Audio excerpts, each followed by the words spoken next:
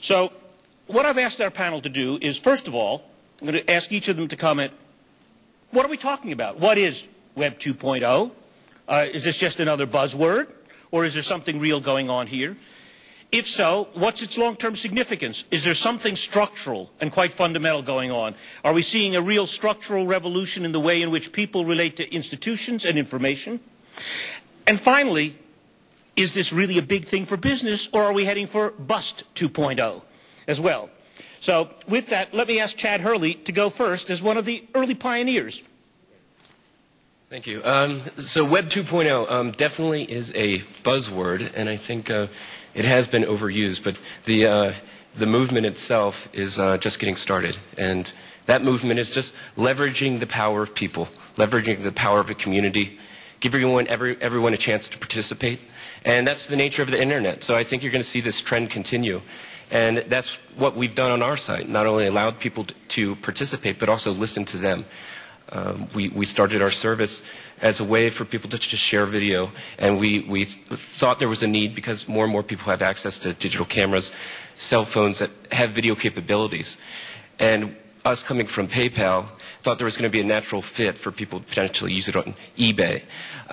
But at the end of the day, we left our platform open and allowed the users to kind of dictate how we developed our service, and that's helped us as a company grow. Now, were you making videos yourself? Did you want to share them? I got to know. See, my son has not made 1 billion yet, so I got to figure out what the answer is here. Yes, yeah, it came out of our own personal frustrations of just sharing videos with each other, and you know, just we saw a need, and it was a personal need for us, and also just the frustration of dealing with video online. It wasn't easy to view video. You would have to choose the type of media player that you wanted to view the video in. There's different formats. We tried to remove those barriers by re-encoding all the videos into a standard format that would play seamlessly for our entire audience, and that's really helped us grow too. Okay, Caterina, why don't you tell us what you think? I actually think that what we're seeing is a return to the roots of the web. That when we first got online, think back to just about 10 years ago or so, circa 1995, 1996, the thing that was really exciting about people who were seeing the web for the first time was that all of these people were publishing. People were publishing pictures of their pets. They were publishing discographies of their favorite bands. And it was this kind of amazing form of communication. We were all kind of communicating through talk. We all had to be power users at that time, though. That was the thing. Everybody had to become kind of comfortable in the command line. They had to know HTML in order to put up a web page. And I think what's changed between now and then, I think to some degree, the web kind of was distracted from these early roots by the .com e-commerce period of the web. And what we're seeing now is there's millions and millions more people online. The tools are there. The tools are significantly more simple to use. The infrastructure is there. We're seeing broadband and the ubiquity of the network and upload. I really think that this is a kind of a combination of all of these things coming together at the same time. But essentially what the Internet has always excelled at has been connecting people to each other. So I see it as really a return to what the roots were. Mr. Gates, so you're one of the main architects of the software that all of this rides on. Where is this taking us? Well, people always want some demarcation where this stopped and this other thing began. And the Internet goes back even into the 70s. As a student, I would take all my files, put it up on a big computer in the sky. We're just getting that back on the Internet, where your storage shows up on all your machines. It moves from your camera automatically. Minitel, 20 years ago, had a payment system, so people wanted to charge a little bit, could do that. We don't have that yet, but we'll get that as part of this next generation. So every year we just move to more of a digital environment, and we take away the older approaches. Still in voice telephony, you have a thing called the PBX. You won't have those anymore. You'll have a communication system that's using your internet network, and it's far richer, more flexible, software-driven system. Today, TV is still a broadcast infrastructure, and there's a hybrid where you go on your PC, you get the flexibility of YouTube, and you have editing tools, But that's separate from what you watch on TV. If somebody goes with an HD camera to your kid's basketball game and films it, you have to go find it. But because TV is moving to be delivered over the internet, and some of the big phone companies are building out the infrastructure for that, you're going to have that experience all together. And once video gets on the internet, the ability to just see the news you want, the ads are personalized, the educational stuff is far more interactive, it becomes very different than it's been in broadcast. The tools to do authoring are very key here.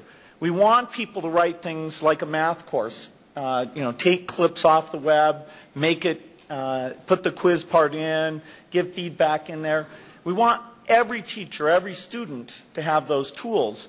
And so we've made progress in the tools, and that's partly what has moved us forward. We need micropayments. We need better tools. We need 3D. We're seeing it on things like Xbox, where you have Xbox Live for 3D. Why 3D? Well, 3D, as it turns out, the world is in 3D. And we used to have only uppercase, and then we got lowercase. That was fun. Then we went from black and white, and we got this color thing. That was fun. And in fact, 3D, you see a glimpse of it. It's going to happen. You see it with things like Virtual Earth, where you're walking around a city. You see it in Second Life, where it's still a little clunky, and trying to put it all in one place and have a set of rules for one place isn't right. You want tools so every company, every individual can build that. When I want to walk through a store, I don't just want a 2D listing. I want the store that was designed for me, that I run into books of interest. Or one, if I go through that Virtual Earth map, I want to be able to walk into the store, see exactly what that's like. And the only thing holding that back are the tools. We need a micropayment system like Minitel had, so people can try different models of how they want to offer out this content. And so I see nothing but an explosion of this. The screens get cheaper. The user interface gets more natural. Finally, speech, ink, vision are coming in to complement the keyboard mouse paradigm we've been using. And when you take over the TV set and you're at 10 feet, simple navigation, including speech and the camera seeing your gestures and things, that is important. You're not going to have a keyboard in that environment. And in fact, I'd say if there's any one thing that holds this back at all, and only in a small way, it's because we don't have a digital rights model where content creators understand how to let their stuff get out there flexibly and yet can feel like they're going to get remunerated the right way. You get hesitation for people to dive in completely. We need to solve that. That's a particularly tricky issue that needs a little better technology, a lot of cooperation. But I'm not saying that's going to stand in the way. The 3D, bringing TV in, natural interface, you're going to look at what we have today and think it's kind of a joke. Well, it's how we look at our old cell bricks. Remember what those were like and what the laptop was at the beginning of this process. So that's all going to come, but is this really just about people at the bottom taking control, sharing information, exploding upwards, that this is a structural transformation from the bottom, people sharing information, getting hold of it? Or are there another set of opportunities? Mark Parker from Nike, tell us.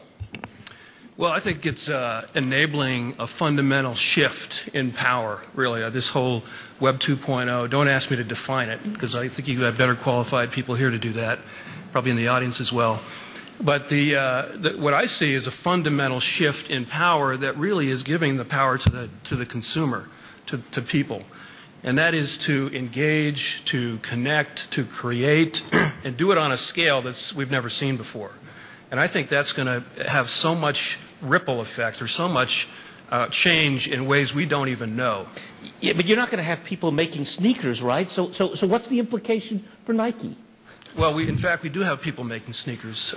It's a fairly large and very fast-growing business for Nike. We have, I don't want to get into an advertisement, but we have what we call Nike ID, which is a site where you can go and customize product that is specific to you, color, materials, eventually there'll be more performance benefits as well, but really creating product that's unique to you and what you need.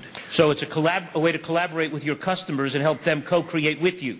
Yes, when you create products like this and experiences, you also And sometimes we don't even know it, but you create communities, people that share a passion around those products and experiences, and then they start to connect. And then they jump in the party and start to create and make it into something that we can't even imagine. Commissioner Reding, why are you here? I mean, does the EU have any interest in this? I'm not quite sure I understand. Well, we got a lot of interest in this because we in the EU are now 500 million people. And I think a big part of those are going to be in the communities. So we really did get an interest in this. But if you ask me as a politician, yes, what is my interest in this? Well, let me first state a principle. I'm very happy to hear that from Caterina and from Chad that the Internet finally is going back to people. And there is where it should stay. So my principle is governments hand off the Internet. That is the first big principle. Now, having said that, there are problems which need to be solved. So I see politicians, for example, in the networks, because in order to enable all this, we need the fast networks, we need them to be symmetric, and we need them to be open. Openness, I think, is at the heart of it. So we have, as politicians, to be the enablers in order for the networks to exist. And Bill Gates is very right when he says we have not solved the problems of the digital rights. But this is going to be crucial in order this whole new system of enabling people to create their own content or to utilize content somebody else has created. So we have all the rules in place for the old media. And we have not yet, because we are overwhelmed by what is happening, the new rules. The new rules must lift the barriers on IPR and on content production. So I'm thinking, for instance, on the problems we have of the territorialization of rights. We have to get rid of this because rights now are linked to national territory, and we have to license for a virtual space very soon. And then these many right holders for one content, well, you cannot go global with this. You are blocked all the time. So even if I say governments hands off of the Internet, governments have to be the enabler so that these new communities can really function. Dennis, Two quick points. Understand that when you're at Forbes magazine, the unofficial slogan there is business good, government bad. So I'm happy to hear the commissioner say that she believes government should keep its hands off the Internet. That's wonderful. But I just wanted to check on something. Didn't the Europeans a year ago here launch an effort to create their own search engine to compete against Google? And I'm wondering how that effort is going and what's your market share? Well, the Europeans didn't try to build up something to be a competition to Google. That is foolish.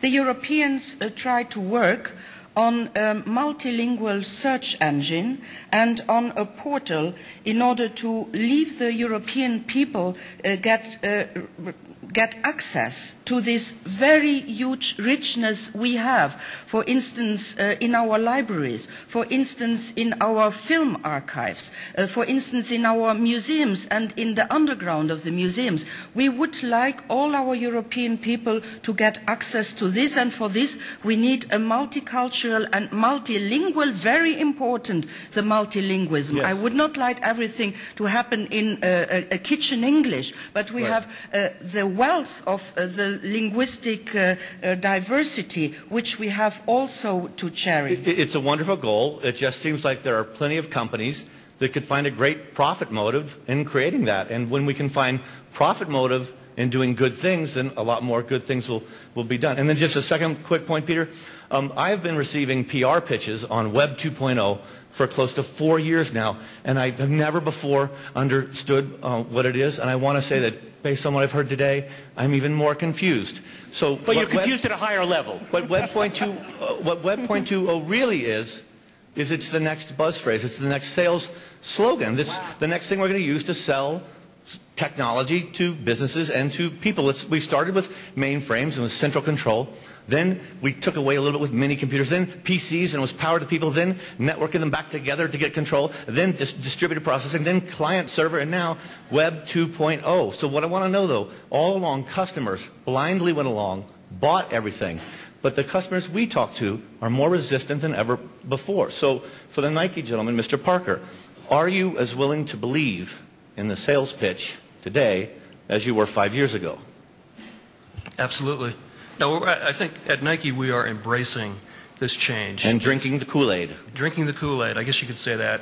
It will be wonderful, I'm sure, but okay, thank you. So, Chad, look, is this more than just simply about people uploading videos of themselves making idiots of themselves at parties, or is there something really quite profound going on here about people engaging the world in a new way? Yeah, no, it's changing the world because it's giving everyone a voice. And we've been able to be successful because we've built a platform to make that possible. And we weren't filtering, what was entertaining for our audience. We were allowing the audience to define what was entertaining to them. So by having a platform where videos can come in, by them viewing, interacting with these videos, they'll rise to the top. Well, now, one of the people we couldn't put on the panel just for numbers was Jimmy Wales, who's here. Jimmy, are you in the hall? No. Well, Jimmy started something called Wikipedia. And now here's something that, I'm an old Britannica junkie. I still have my 1974 edition Macropedia, Micropedia in the basement. I still love it. But my son, he doesn't know from the Macropedia or the Britannica. It's Wikipedia. And I use Wikipedia all the time. Wikipedia is changing the world. It's the universal distribution of knowledge accessible to everybody from the bottom up. But it's an instantaneously, constantly created source of knowledge. So I'm speaking here for Jimmy. But I seem to think that this is another dimension of this when you say voice. And it's the voice of knowledge and the distribution of knowledge, enabling people to do new things. But, so this is also business. Why isn't this going to be Bust 2.0? Last year we put in $800 million of venture capital into this. We've got another boom going here. Are we going to see that $800 million go a-glimmering, or is an awful lot of money going to be made? Bill? Well, where was there a bust? Every year, the number of PCs sold has increased substantially.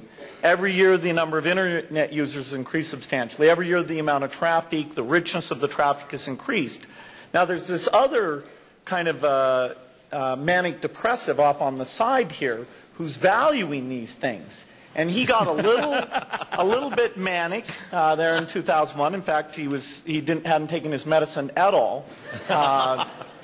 Forgot that gravity existed. Then he got a little bit sane, and maybe he's a little hallucinating now. That doesn't matter in a sense. I mean, to investors who see numbers go up and numbers go down, the net investment in the industry just continues to grow. And it's more global today than it's been. If you go to China, the number of startups there is at a record high. You go to India, it's at a record high.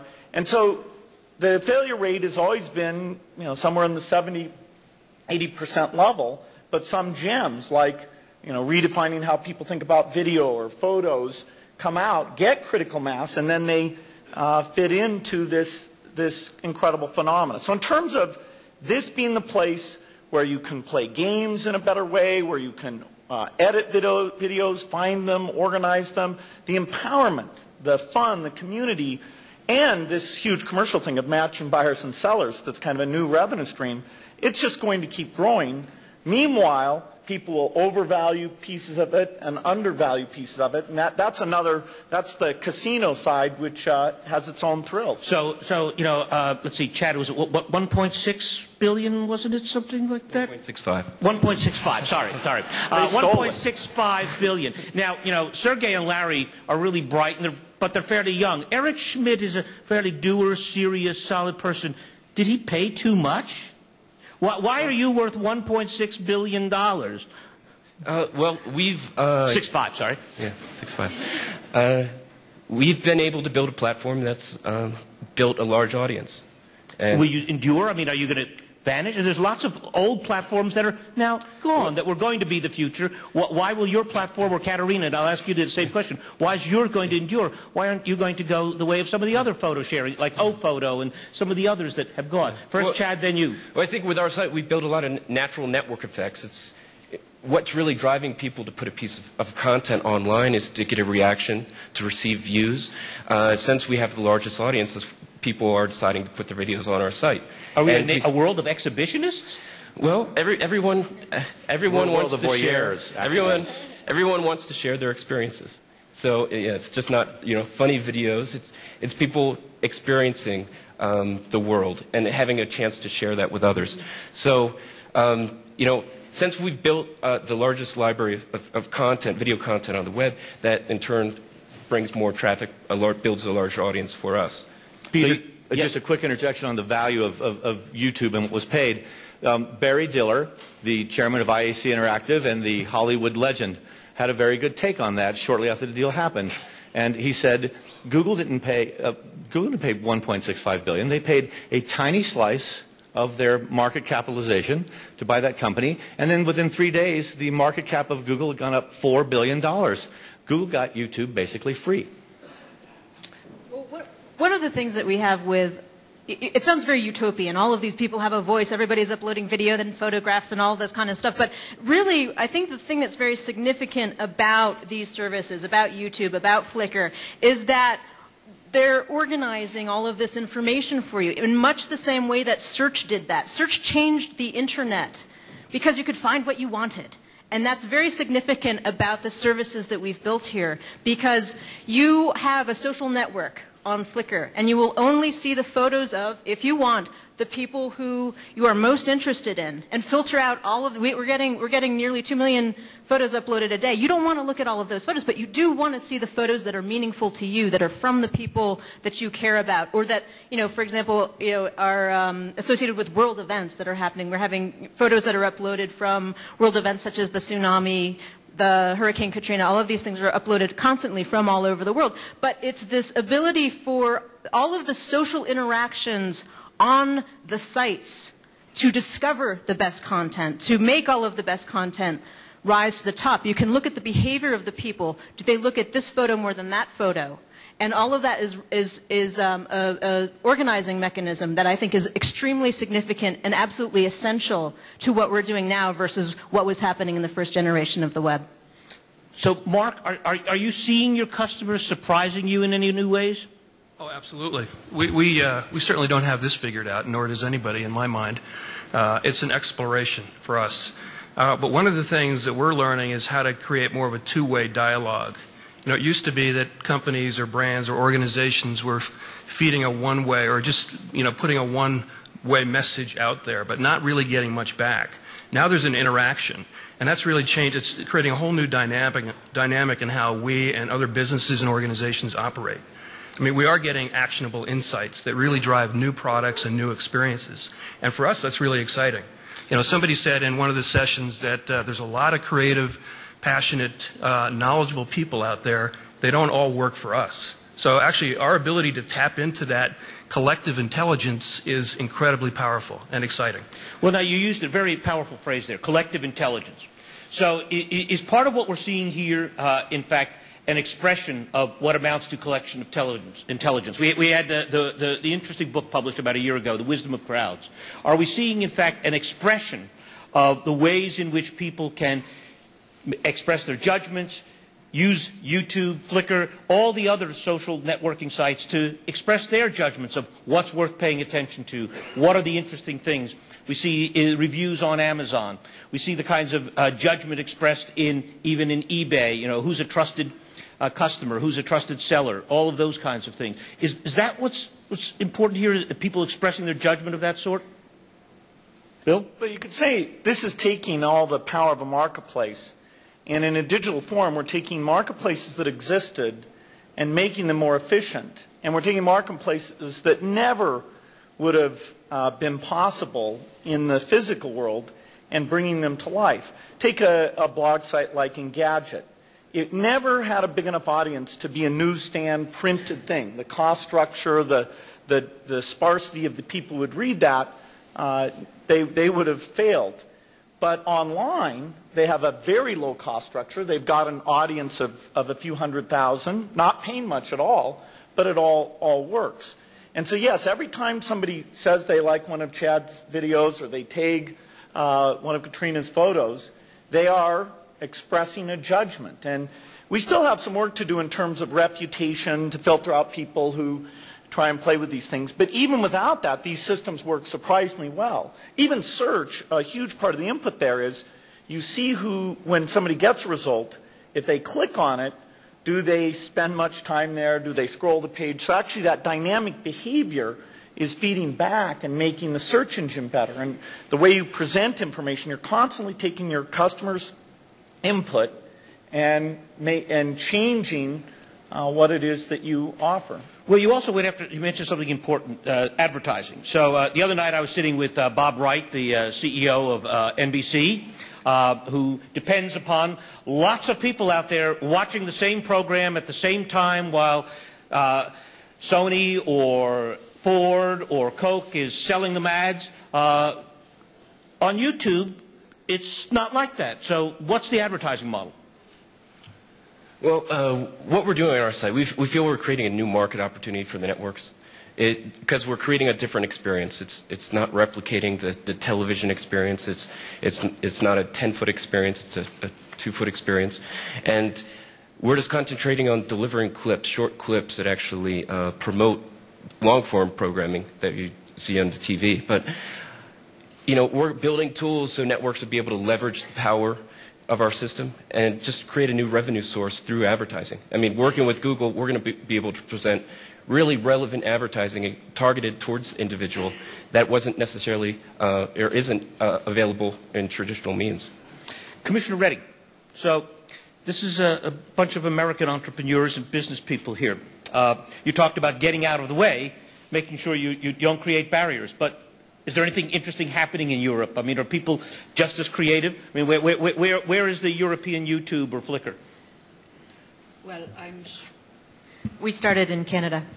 You started in Canada? Yes. Sorry. There are a lot of young entrepreneurs who are going for it and who are creating those communities. It is not a top-down model, it's a bottom-up model. That's why it cannot be controlled. And I foresee that this model is going to be very important for the big corporations in future, because the mentality of the walled gardens is going to fall completely. So this might change the way we are doing corporate politics and industrial politics, also from the telcos in the future. I am, of course, thinking in that sense that the accessibility has to be very important, and the interactivity is of utmost importance. But I want just to put one warning here, because that is a problem we will have to solve sooner or later. What about the individual rights? What about the danger of having a long tail of infamy, as was said in another environment yesterday here? And what about privacy? All those are implications which, because it is still very new, we are not yet aware of the problems it could bring about. I hope that these problems can be solved by the community itself, and that it will not build up into major problems so that politicians will have to jump in, because that will not be good. So my demand really to all those young generations building up these new systems, get it right so that the privacy problem can be solved. All right. We'll be happy to take some questions in a moment. So if there are folks who have questions, there will be mics being passed. So in a moment, I'll be turning to the audience for questions. Just one more issue here. So, is this just simply, as Bill argued, a natural continuity? Or is there something else? Is there going to be a Web 3.0? Are we just building yet for another stage? Or is this a continuous stream? Bill? Well, I think if we call, the next buzzword we pick is Web 3.0, that shows a lack of creativity in buzzwords. I think we need a whole different word. Now, it'll come at an artificial point in time with an artificial definition, but certainly as you get 3D as part of the experience, as you get speech as part of the experience, as you overthrow textbooks have to be on paper, periodicals have to be on paper, TV is a broadcast medium. As you radically change those things and you make this matching of buyers and sellers more and more efficient, then we've got to have some demarcation where we go, wow, because even though it's year by year, the sum of the effect, as broadband gets cheaper, young people are more comfortable with this thing, just every device, phones, games, PCs, all connected to it, it's such a small percentage of what it will be. So I'd say we have room in the next 10 years for at least 4 more buzzwords. Dennis? Just a quick note on what Web 2.0 will do to revolutionize advertising. I talked to a consultant in the U.S. In the U.S., they spend $1 trillion every year marketing and advertising. But much of that money is wasted because I'm not shopping for a car. I'm sitting in my living room, and an ad for a car comes on. Now, imagine instead at AT&T, which is wiring up to offer all kinds of screens, they know from my internet access that I've been searching Google on my laptop for the Volvo S80. They know from what I'm watching on television that I'll actually watch a Volvo S80 ad. When they ship an ad to my cell phone, the most intimate contact you have with a device, and it's for the Volvo S80, instead of feeling intruded upon, I'm going to be very happy to see it. So what I'm wondering from Chad Hurley, I think a lot of the ads I see on YouTube are still kind of TV ads thrown up online. It seems like ads have to change. Are you seeing much change yet, and how do you think ads will have to change? Well, yes, they'll definitely have to be more targeted. So, we were just acquired a few months ago, so we're working on that problem right now. But, in the coming months, we're going to have more kind of experiments to see how people interact with these ads, just to build an effective model that works for advertisers, works for the users, and really complements each other. I mean, that's what we're working towards, and I think it's going to be possible. They're going to have to be like 5 seconds long. I think people don't want to watch a 30-second ad on a laptop, which you would watch on a television. Yeah, it's not going to be 30-second pre-rolls before every video. That's for sure. Yeah. All right. Now we'll turn to the audience. So who's got a mic out here? We'll take one right down front. Hi, I'm Jeff Jarvis, blogger at buzzmachine.com. Yesterday, I thanked Chad for changing the world because I think giving everyone a voice is important. So considering where we are, and Mr. Gates, you certainly changed the world already and are doing so in a next generation in Gates 2.0 now. I'd like to have you stretch out in a bit of absurd, hubristic thinking for just a second and say, we know how the tools are changing. We know we all have a voice. What are the fundamental changes in society, going back to the name of the platform of the panel here? What are the fundamental changes in society you see happening as a result of this? What are the things that are totally new that this enables? Mr. Gates, Hurley, Redding, whoever. Well, these are tools of empowerment. So in a sense, we're not changing society. Of course, yes, you create large phenomena around these things, but we're letting people who want to communicate at a distance, want to find people who have common interests, want to sell their old junk in their house or see goofy things, we're letting them express those interests. Now, whether or not that can let society do really new things, can it revolutionize education as you get digital curriculum that is more engaging for students, more based on their level and according to the things they already understand?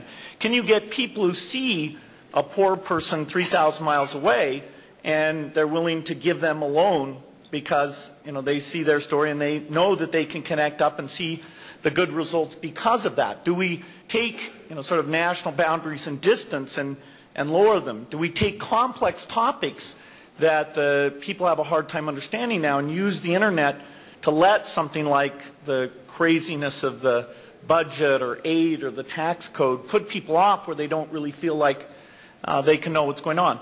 There's incredible promise in the two areas I think would be the top of my list are in education and healthcare, to use these breakthroughs to revolutionize those two fields. That is mostly still in front of us today. Well, look, we just had a really interesting example, and I'd like to ask Commissioner Redding. we had a rather dramatic, in a sense, Web 2.0 moment a few weeks ago with the hanging of Saddam Hussein. Okay? Here was news that was attempted to be controlled, and somebody in there with a camera managed to get the pictures and upload the pictures, and suddenly the world was seeing what the United States and everybody else didn't want them to see. Are you worried as a politician about what we're going to find out? I am fascinated as a politician and worried in the same time. I'm fascinated because this is a tool of transparency. And this will enable democracies, even in countries where there are no democracies, to make a very big step forward. So this was a step forward. Well, if you take now this specific element, it is also very terrible for the individual who is brought in a terrible moment of the end of his life to the general public. In the same time, it is showing how a system shouldn't work. So it is both, you see. But I believe that here we really got a tool for democracy and a danger for non-democratic states. A very big danger, so I think, yes, it is a step forward. But on the other hand, and I repeat again, I am worried also about the rights of the individual. So the individual, not about the societies, but the individual has also in this new Web 2 be protected. And I do not see how the individual can be protected. So that will be the difficult part of it. Well, we have the wonderful example of Witness, Peter Gabriel's organization, that invites human rights activists all over the world to upload pictures and images and photographs of human rights violations in the world. This is the Web 2.0 of human rights. So it seems to me that I agree with you, but it is in fact protecting rights. But if I may ask the Commissioner, what is it that we are protecting the people from? From regimes which do not allow the free flow of information, for example.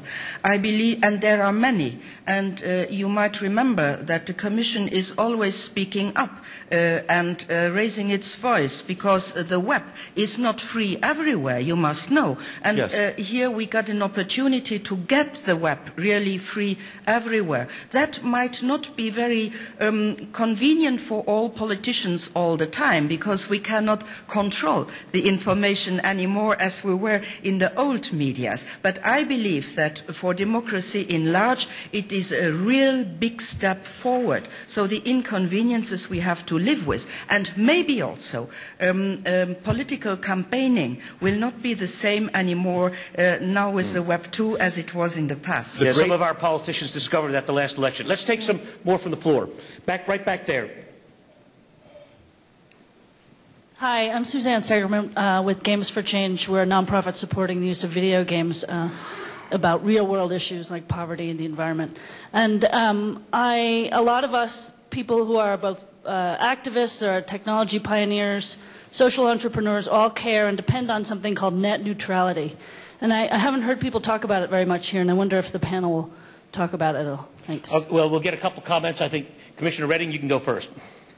The European Union is for net neutrality. Very clearly, we think the access should be free, it should be an open access, and there should be an availability of the content. So, very clearly, Europe is for net neutrality. Bill? Yeah, well, actually, net neutrality is a term that Craig Mundy and I came up with trying to think about these telecom things going forward. And what you want to balance is you want to give incentive for internet infrastructure companies to build higher bandwidth.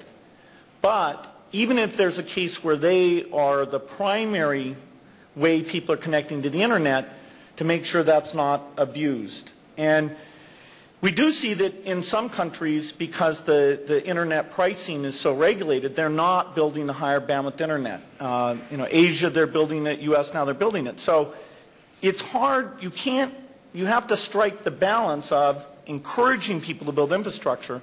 And what net neutrality tried to capture, and actually quite a few industry companies got involved in that and got behind it, and AT&T ended up agreeing to it as part of a merger, although it's not law. It says that it really defines what fair behavior is if you're the infrastructure owner, things that you should not do to favor your own content or content that you have special payments related to. Dennis? net neutrality is a great buzz phrase, and you guys are good at coming up with those at Microsoft especially. But the great thing about technology and capitalism is that we won't even need government to force these guys to keep their networks open. They're going to keep their networks open because they want to make money running the networks. And if you try to tell your users, I'm not going to let you access Google, they will quit your service and they'll do something else. It's one thing for a phone carrier that was granted a government-granted monopoly for years to get phone service to the people so they can reach the ambulance when their baby is sick. But when Google wants to go around buying dark fiber all over the world, as it's doing right now, and some people think they want to build a super net, their own internet. And, you know, you don't have an inalienable right to be able to watch YouTube. You don't need that. It's not telephone service. Google should be allowed to charge whatever it wants to whomever it wants. It's just that Google will make as many people come on board by charging them as little as possible. We may not need government to get involved and order Google and tell it what it can and cannot charge for its services. This has nothing to do with what Google charges for its services. What this relates to is that when in economics, it's only economic in many locations to have one infrastructure, water, electricity, broadband, where you don't have multiple facilities-based competitors.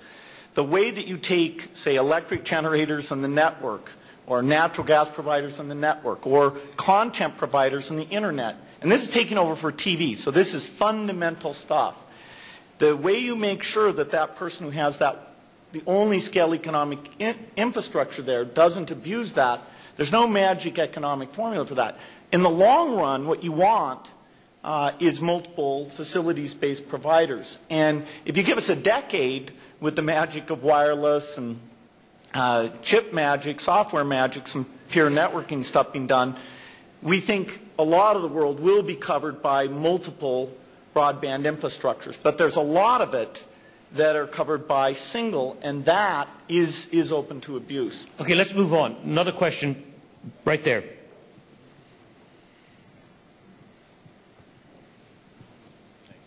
Yes, hi. My name is Bill Rosenblatt. I'm a consultant in the digital rights arena, and there were a couple mentions of this.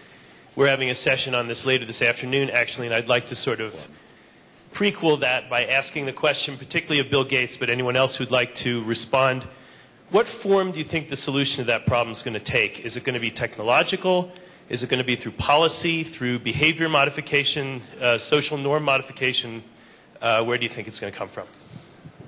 Well, I'd be glad for any other people. Well, actually, I'd like Chad to take because, you know, you're right at the center of the storm on this right now. Yeah, so in terms of what we're doing, I mean, we've been a market leader in terms of serving video around the world, but we have also been the most proactive in terms of addressing rights issues. So we are working on technology that will identify content that is copyrighted, and we're opening up, like I was saying, a new market opportunity for the network studios and labels to leverage that. So right now we're implementing audio fingerprinting, and the labels will be able to identify their music. They'll be able to claim this content and earn revenue against ads that are placed against these videos. And this is giving users a free and legal ways to be creative. We want to support that, and we're just going to expand on these ideas to bring more choice for the users, but also protect rights for our partners. Today, if you own a physical copy of something, you don't worry as much that when you move to a different device or you buy a new one, that all of a sudden it won't be available. And so the whole digital rights thing, there's certainly technological innovation so that you know if you buy a song, a movie, a book, that on all your devices, you'll have it, you'll never lose it. You can mess up your machine, forget to back it up, and you still won't lose all of that. So that is very solvable. That can get done. Making it work across manufacturers, which you can call that the iTunes problem, that's a tricky problem. That's probably solvable. Getting the right ease of use and yet the enforcement piece, that's a tricky balance, and there's going to have to be some creativity and work to make sure that that's done well, because you never can inconvenience users. And right now, MP3s are the convenient way to deal with music. Yeah, I must say, I find this a difficult one to wrestle with. Since iTunes, and no offense, Bill, I'm buying 10 times more music than I used to because it's so much easier. You are the one person that's buying more music. Congratulations. I'm not so sure. I know lots of folks are buying more music now as a result. Commissioner Reddy. One of the things I think that's happening is that we are seeing a lot more of what is called user-generated content. I actually prefer the term participatory media. On Flickr, we are very much part of that whole movement, that whole trend. We make sure that all of the copyrights of the work of the people who are uploading to Flickr continue to belong to the people who are uploading their work to Flickr. And we are providing a vehicle for their work to get out to the rest of the world. And I think this is a very significant piece of the so-called Web 2.0 as well. Commissioner Reddy? When I say that content must be accessible online, that doesn't mean that content is always for free. There is content which is for free if people want it to be for free, if they put it at the disposal for free. But there is also the copyright issue, which is very high on the agenda.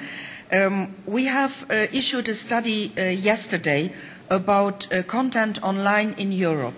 And we have seen that in the next 5 years there is a 400% increase of content online in Europe, under the conditions that we get the IPR question solved. Now, this is also different looking when it goes to the big media groups or when it goes to the small producers. Because sometimes for small producers, even without the right IPR, is a chance to get to a consumer. And it looks quite different when you are a big media group and you are relying not on going to the consumer but on being paid. This is high on the agenda in Europe for the next coming months. And if there is anybody around here or in the audience who has a good idea to help us out to solve this problem so that the Internet can continue to be free of access, well, I'm willing to listen to that. You've heard the call. Here's the place to come. Just one other. Mark, are you worried at all about the designs that people are coming up with? I mean, are they going to walk off with Nike rights, or are you going to try and capture their right? How do you deal with that? Actually, not at all. We and I said this before, and I mean it. We embrace the input, the creative input that we get from people that want to engage. But if I design a pair of shoes and you pick up my design, shouldn't I have a piece of the rights? Well, we offer you the opportunity to engage with Nike to design product. We set a framework of criteria. But you sell me the shoes I design. Do I get any money? No. You don't. You get the opportunity to wear something that you've created. Yeah, but if Dennis buys my shoes, well, we're not selling your shoes to other people. Those how are do I know you. that? But some companies will come back and do that, because look at Rever. Rever is a video site like YouTube. It's far behind YouTube. So one thing they've done to differentiate is Rever shares ad revenue from the homemade videos that end up running on Rever, and they give a little cut of it to the provider, and so you will see some companies do that, I believe. I actually think that one of the reasons that YouTube grew faster than Rever is because people were being paid to contribute to Rever, and it's one of these strange things. There's been a lot of research about this. I really do believe that there was this great study that was once done where they kind of paid kids to learn how to write. And then they had another control group in which the kids were just kind of taught how to write. And the kids who were paid to learn how to write actually found writing less appealing somehow. They were not doing it for the love of writing. And I think that the web has been founded on a culture of generosity, people just putting stuff up there and sharing it. And the motivations and goals of the people are very distinct from when they're trying to earn something. I think that there's something very significant about this desire to share, this desire to share your experience. And it in many ways trumps the desire, especially in these kind of like small incremental amounts of money that you might earn from your video. The urge to share is much stronger than the urge to earn. I think that's a really big deal. That spirit of generosity that is, in fact, very much a part of the web. And I think Chris Anderson was talking about that in his book on the long tail, that those opportunities out there at the very, very small scales. Chad, you wanted to throw something in there, and then we'll take a question over here, and then we're going to run out of time. Yeah, I was going to say, we weren't sharing revenue with our users because we didn't feel it was a great way to build a community. we wanted to build a community that was passionate about video, and it wasn't driven by a monetary reward. You really change the dynamics and what really motivates people when you do that. So we wanted to keep it pure. But now I think we've been able to create an audience large enough where I think we have the opportunity to support creativity, to foster creativity through sharing revenue with our users. So in the next coming months, we're going to be opening that up to the rest of our users. Okay, we have a question over here. Hi, I'm Linda Abraham from ComScore, and we measure internet trends, things like web traffic and search, video, advertising, things like that. So what's been happening recently, obviously, is that the advent of AJAX and things like that have rendered some of the traditional measurement metrics, things like web pages, for example, obsolete because they don't necessarily apply in this new world. Similarly, you have something like content on the New York Times. The readership of the New York Times online was a pretty straightforward thing to measure. Now, with all the peer-to-peer sharing, from a measurement standpoint, I'd be interested to hear, how will we keep score? What are some of the relevant metrics in terms of how we're going to understand what the trends are going forward? Caterina? I'm a big believer that page views are, for the most part, dead. I think that when you're looking at different pieces of software, the metrics vary greatly between what's significant for one website versus another. And I think, for example, like on a social networking site, the number of connections between people will be very significant. The number of messages that kind of go between people are very significant. The amount of time that people spend on a site is very significant. And I think it really varies.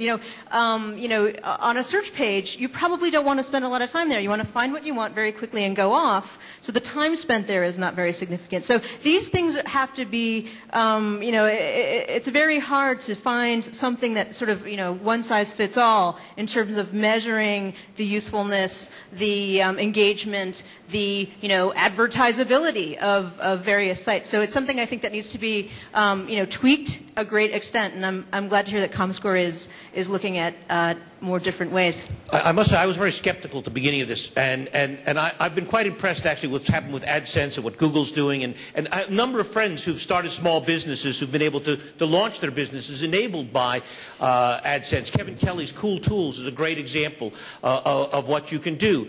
Bill, how do you see the advertising model playing out here?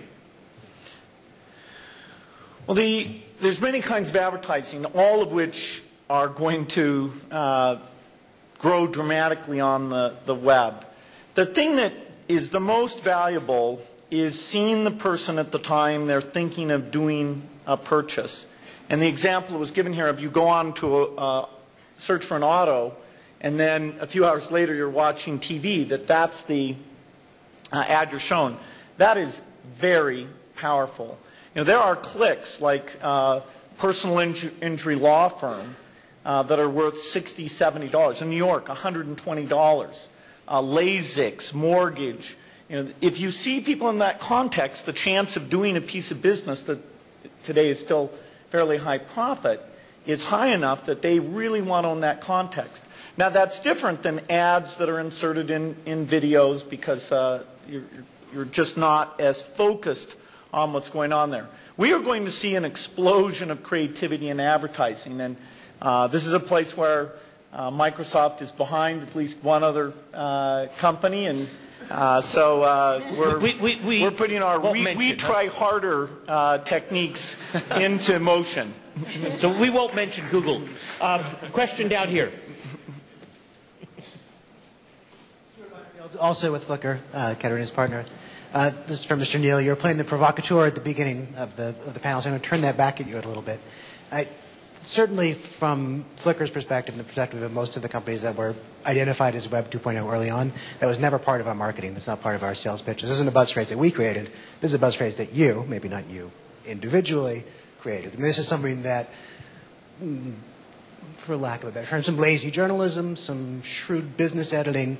Actually, Tim O'Reilly, I think, who first coined the phrase. Yeah, Tim O'Reilly coined the phrase, but the popularity, the reason that we have the Web 2.0 session in the biggest room available here at Davos is certainly it being on the cover of magazines. And we were featured in a cover story. And make it brief, please. All right, sure.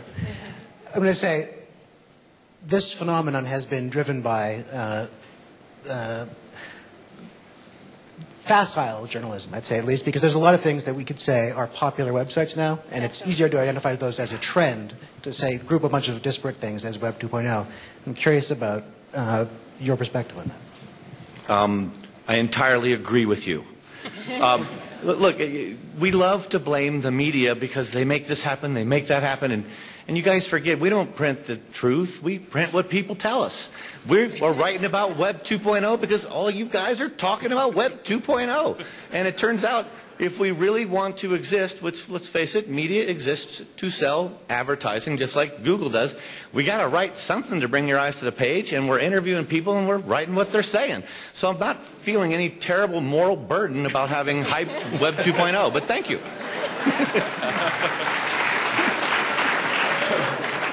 Mark, I'm going to give you the last word before we break. I remember when I got my first pair of Nikes, and the world changed for me. I can remember what it was like in old sneakers, and I remember when I got my swoosh. And Nike changed the world of sports and for amateurs all over the world. All the rich people, all the professionals had great shoes, but the rest of us didn't. Is Web 2.0 going to transform Nike? I think it is. I think it's not just Nike, but hopefully other companies, organizations, NGOs, whatever, around the world. I mean, I think if you don't embrace this movement, this change, this access, this empowerment for consumers, I think you're at risk. And potentially, and this is not an overstatement, I think it's deadly. So I think it's important for you to not only understand what this means, but how to actually make it work for you and make it work for those who you are there to serve. So that's important. Well, I think that's a great place to end on. I must say I do think this is something quite fundamental. I think we are going through a revolution from the bottom up. I think this is about empowerment. This is about a big power shift. It's a power shift from large and central to small and distributed, but it's a new way of connecting the big and the central to the small and distributed. It will, I think, represent a huge challenge for companies like Nike and a number of others who have had that power for a long time. And Chad and Caterina and others are putting power in lots of other people's hands. And this is going to be an interesting and dynamic game, I think, for some time to come. Lots of money to be made, lots of money to be lost, but in fact the power really is shifting. Thank you all. Look forward to seeing you. I think we have Prime Minister 3.0 here next.